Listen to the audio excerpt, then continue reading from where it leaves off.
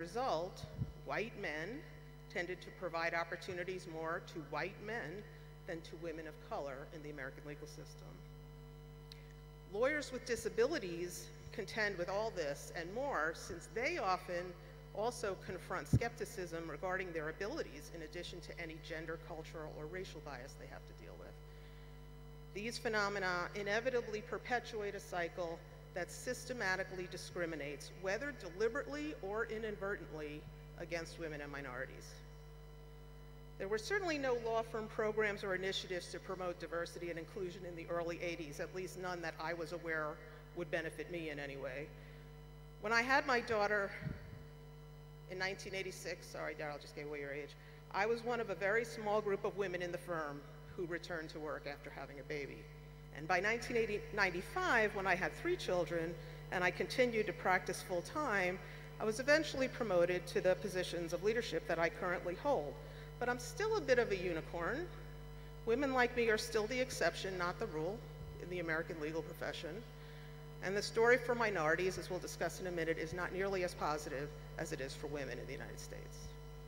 Thankfully, in the 21st century, law firms and legal departments have begun to discover what other businesses have known for a long time. Diversity and inclusion matter. So let's talk about it. So I'm going to talk about it in 3 ways. First, why diversity and inclusion matter in the legal profession. Second, if diversity matters so much, why are we in America so bad at it? I'll talk a little bit about the issues that make recruiting, retaining, and advancing women and minorities so challenging in American law firms, despite our collective agreement that diversity matters. And finally, I'll conclude with some thoughts, hopefully some practical tips on what we can do and have done to advance women and minorities in the legal profession in the United States. So first, why do diversity and inclusion matter? According to McKinsey, we know intuitively that diversity matters, but it's also increasingly clear that it makes sense in purely business terms.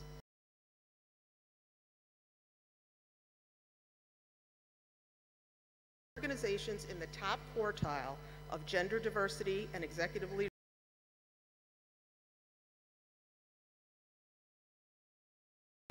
and 27% more likely to outperform on value creation. Organizations in the top quartile for ethnic and cultural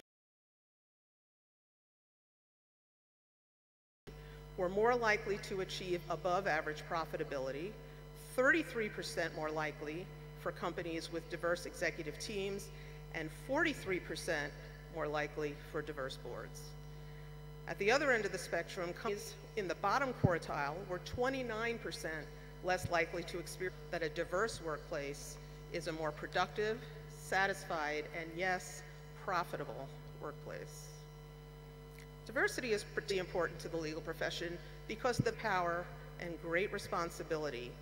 Hearing every voice makes us stronger as advocates, a diverse array of different cultural, racial, ethnic, religious, disability, and gender perspectives.